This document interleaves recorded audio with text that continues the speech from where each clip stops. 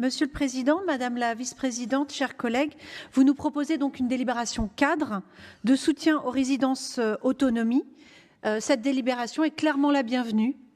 Le groupe écologiste partage les constats et objectifs de cette délibération. Le bâti des 65 résidences autonomie du Nord est effectivement vieillissant, inadapté aux nouveaux besoins des résidents. Par exemple, ce qui est très demandé aujourd'hui par les résidents, c'est de pouvoir disposer d'une chambre supplémentaire pour accueillir un enfant ou un proche en visite. C'était pas pensé au moment de la construction dans les années 70.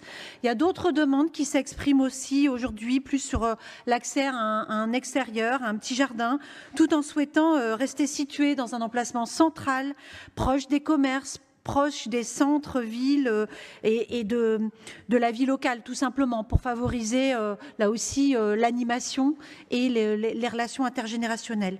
Donc il y a un enjeu de renforcer l'attractivité des résidences autonomie qui ont leur place dans l'offre à destination des personnes âgées. Je ne reviens pas sur les conclusions de la mission d'information et d'évaluation sur l'aide personnalisée pour l'autonomie qui nous a occupés au début de ce mandat. Les chiffres du vieillissement de la population, nous les connaissons tous, ils nous obligent vraiment à accélérer nos politiques publiques. Pourquoi ? Parce que c'est aussi un marché. Et un marché avec des modèles qui sont très lucratifs et d'autres modèles qui le sont beaucoup moins, donc avec un risque que certains besoins soient moins couverts. Et il y a de grands groupes privés qui sont à l'affût de parts de marché considérables, mais ne nous l'aurons pas si nous ne maîtrisons pas les évolutions. Nous serons débordés par des scandales comme celui d'Orpea qu'on a connu il y a quelques années. Donc il faut impérativement préserver des structures publiques dans toute la typologie de l'offre de logement à destination des personnes âgées. Et aussi, même si je distingue bien résidence autonomie et EHPAD, mais il y a aussi un enjeu de soutenir davantage l'EHPAD public.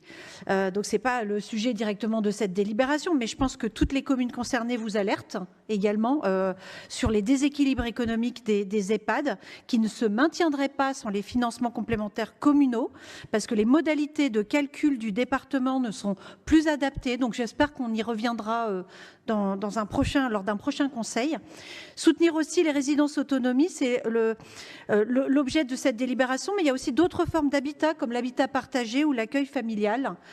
Donc nous votons pour cette délibération, mais nous souhaitons aussi que le département renforce également son soutien aux EHPAD publics et à d'autres formes d'habitat, mais surtout le plus important pour nous, c'est la concertation avec les principaux concernés, que le département se mette davantage à l'écoute des acteurs associatifs et des souhaits des personnes âgées elles-mêmes et de leurs aidants. Je vous remercie.